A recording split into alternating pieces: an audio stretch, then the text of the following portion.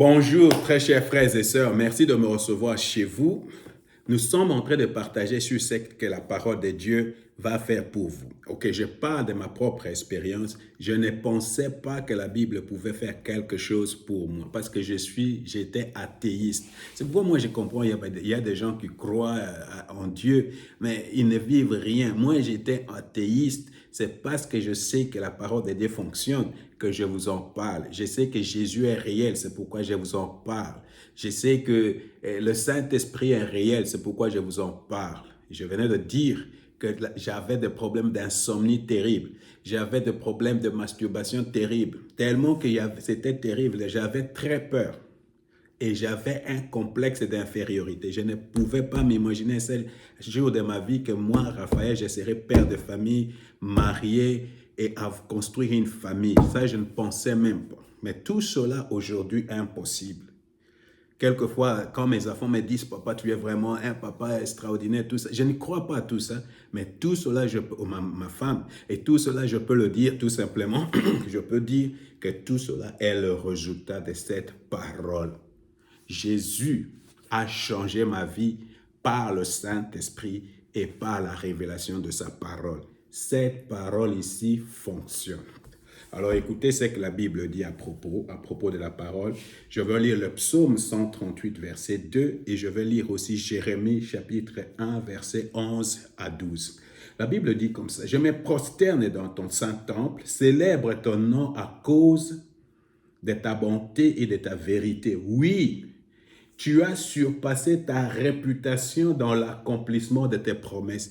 Tu as surpassé ta réputation dans l'accomplissement de tes promesses.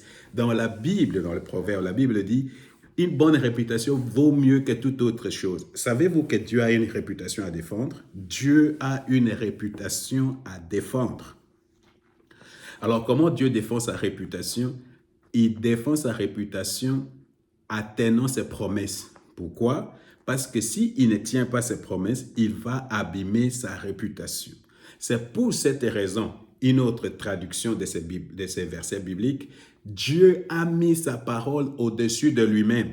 Ça, c'est l'allemand. Dieu a mis sa parole au-dessus de lui-même. Ça veut dire quoi? Dieu ne peut pas se régner, ne peut jamais régner sa parole. Parce que s'il renie sa parole, personne d'entre nous allons faire confiance à Dieu. Alors, il a placé sa parole au-dessus de lui-même pour ne pas gâcher sa réputation. Dieu a une réputation. Frère, tu ne vois pas aussi, il faut faire attention parce que si tu es un homme qui donne des promesses et que tu ne le tiens pas, tu es en train de gâcher ta réputation. Ça, c'est une autre fois. Tu comprenez? Mais Dieu défend sa réputation. Comment il défend sa réputation? En tenant ses promesses, en accomplissant ses promesses, en accomplissant sa parole. Il va accomplir cette parole dans votre vie. Alors, dans Jérémie 1, verset 11 à 12, la Bible, la parole de l'Éternel m'a été adressée. Que vois-tu, Jérémie? J'ai répondu, je vois une branche d'amandia. Et l'Éternel m'a dit, tu as bien vu, car je veille à ce que ma parole s'accomplisse. Je veille à ce que ma parole s'accomplisse. Vous comprenez? Dieu veille sur sa parole. C'est pourquoi, vous savez, le psalmiste, David a dit, je suis en train de lire, il faut lire ça dans Psaume 19, aide-moi à contrôler ce qui sort de ma bouche, à veiller sur ma bouche. C'est très important que tu saches qu'est-ce qui sort de ta bouche, que tu veilles sur ce qui sort de ta bouche. Parce que tout ce qui va sortir de ta bouche, tu dois devoir l'accomplir, surtout quand tu donnes les promesses. Alors Dieu a donné beaucoup de promesses. Dieu a dit cette parole ici, il l'a mis au-dessus de lui-même. Et tout ce qui est dans cette parole, il va l'accomplir. Alors, qu'est-ce qu'on doit faire maintenant? On doit le prendre au sérieux. Voilà.